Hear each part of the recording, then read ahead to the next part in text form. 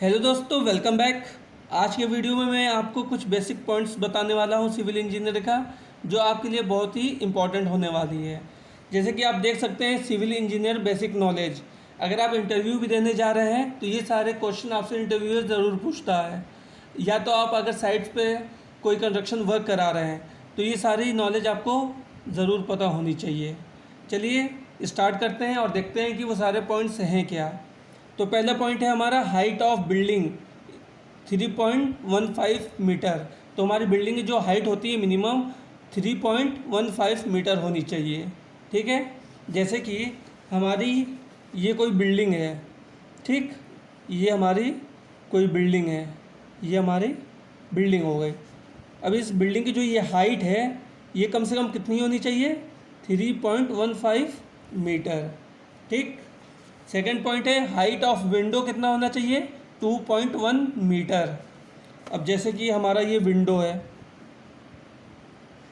ये हमने विंडो बना लिया, ठीक। अब इस विंडो की हाइट कितनी कम से कम होनी चाहिए? 2.1 मीटर। इतना आप रख सकते हैं कम से कम। तीसरा पॉइंट है height of parapet wall should be 1 metre. ठीक। फोर्थ पॉइंट है हमारा minimum thickness of lintel 150 millimetre. ठीक है, तो जो हमारे लिंटर की मिनिमम थिकनेस होती है वो कम से कम 150 mm होनी चाहिए। फिफ्थ पॉइंट है हमारा minimum diameter of bars used in slab 8 mm का। तो स्लैब में जो हम बार्स यूज़ करते हैं कम से कम उसका डाया 8 mm का होना चाहिए।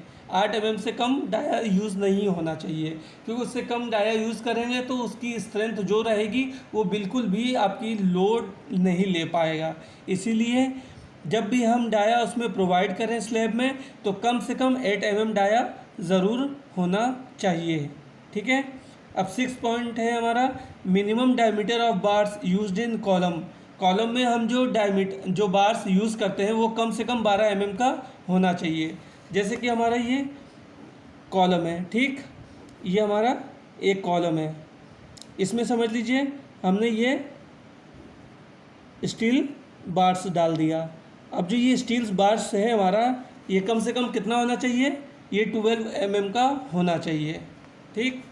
नेक्स्ट पॉइंट है हमारा minimum number of bars used in square and rectangular column में कितना यूज़ होना चाहिए? 4 बार्स। इसका मतलब ये है जैसे कि हमारा ये, जैसे मैंने ये यहाँ पे कॉलम बनाया है तो ये हमारा स्क्वायर और रेक्टेंगुलर कॉलम है। ठीक है, इसमें हमने कितना बार्स प्रोवाइड करवाया है? 1 2 3 4। ठीक है, तो कम से कम कितना बार्स यूज़ होना चाहिए रेक्टेंगुलर और स्क्वायर कॉलम में? 4 नंबर्स। ठीक। नेक्स्ट पॉइंट है हमारा minimum numbers of bars used in circular column. जिस तरह से मैंने अभी आपको ऊपर बताया है कि स्क्वायर और रेक्टेंगुलर कॉलम में कम से कम 4 बार्स यूज़ होता है, उसी तरह सर्कुलर कॉलम में 6 बार्स यूज़ करना चाहिए।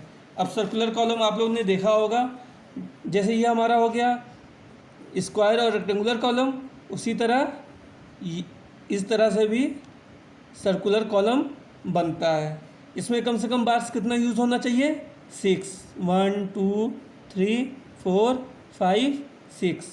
तो इस तरह से सर्कुलर कॉलम में 6 बार्स यूज़ होता है।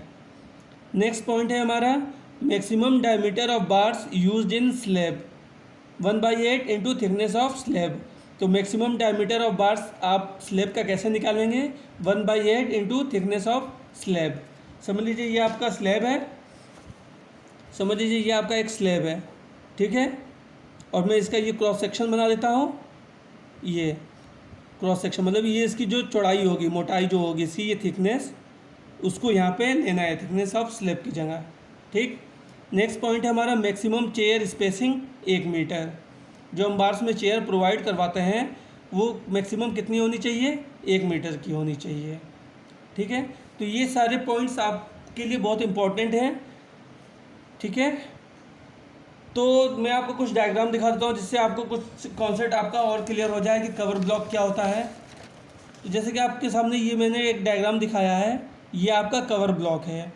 कवर ब्लॉक जो होता है वो रिइंफोर्समेंट में हम यूज़ करते हैं। जब हम सरिया बिछाते हैं तो सरिया और शटरिंग के बीच में हम कवर ब्लॉक लगाते हैं ताकि कंक्रीट जो रहे वो अच्छे से उसमें फिल हो जाए, इसलिए कवर ब्लॉक यूज़ होता है।